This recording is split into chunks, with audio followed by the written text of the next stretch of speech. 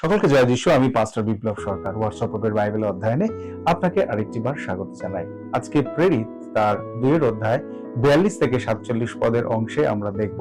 বিশেষ করে আমরা আজকের যে টাইটেল দেখি সেটা দেখতে পাই আশীর্বাদ প্রাপ্ত ব্যক্তি, এবং বিশেষ করে 47 পদে আমরা দেখতে পাই যেখানে লেখা রয়েছে তার আশীর্বাদ প্রাপ্ত এবং সমস্ত মানুষের অনুগ্রহ প্রাপ্ত হলো।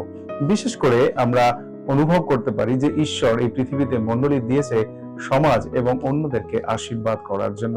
আপনি কি করে বুঝবেন যে আপনার চার্চ বা মণ্ডলী আশীর্বাদের কারণ?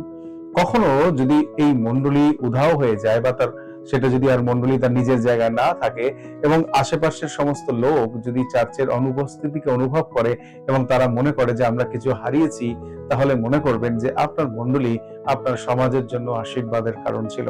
হঠাৎ করে যদি কখনো চার্চ চলে যাওয়ার পরেও লোকেদের কখনো অনুভবই না হয় যে এখানে কিছু ছিল, এরকম চিন্তা যদি আসে, তাহলে বুঝবেন সেই চার্চ বা সেই মণ্ডলী কখনো সমাজের জন্য আশীর্বাদের কারণ ছিল না। পঞ্চসপ্তমীর সময় মণ্ডলী স্থাপনের পরে আমরা দেখতে পাই যে সেখানকার লোকেরা এতটাই একে অপরের জন্য আন্তরিকতা ছিল যে শুধুমাত্র তারা আশেপাশের লোকেদের জন্য তাদের সম্পত্তি বিক্রি করে দেওয়ার জন্য প্রস্তুত ছিল, কারণ তারা জানতো যে এই মণ্ডলীর কাজ হলো সমাজ এবং অন্যান্যদের জন্য। তাই আমরা দেখতেও পাই যে সেই কাজের জন্য তারা একবারের জন্য দ্বিধাগ্রস্ত হননি। ঈশ্বর এই পৃথিবীতে মণ্ডলীকে বা চার্চকে এই জন্য দেয়নি যেন চার্চ শুধুমাত্র নিজের জন্য চিন্তা করে। ঈশ্বর এই পৃথিবীতে মণ্ডলী দিয়েছেন যেন মণ্ডলী অন্যান্য বিশ্বাসীদের জন্য এবং সমাজের অন্য সমস্ত মানুষের জন্য চিন্তা করতে পারে। কারণ ঈশ্বর এই মণ্ডলীকে আশীর্বাদ প্রাপ্ত হওয়ার জন্য, অর্থাৎ অন্য সকল মানুষের কাছে আশীর্বাদ প্রাপ্ত হওয়ার জন্য দিয়েছিলেন। তাই আজকে যখন আমরা কোনো একটা মণ্ডলী বা কোনো একটা চার্চের অংশ, আমরা নিজেরাও সেই মণ্ডলী, আমাদের মনে রাখা দরকার যেন আমাদের কারণে আমাদের সমাজ আশীর্বাদযুক্ত হয়। ইন্দোনেশিয়াতে মণ্ডলীর সেই বৃদ্ধির ক্ষেত্রে বিভিন্ন সময় বিভিন্ন রকম অসুবিধার সৃষ্টি হয়, বিভিন্ন রকম বাধা তৈরি হয়ে আসে।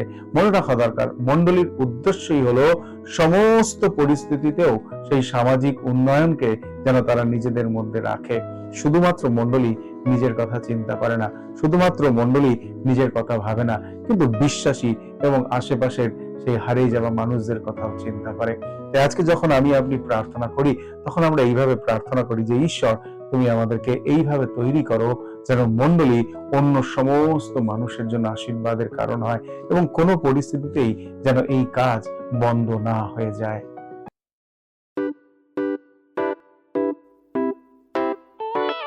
পুরাতন গেল শেষের পাঠ,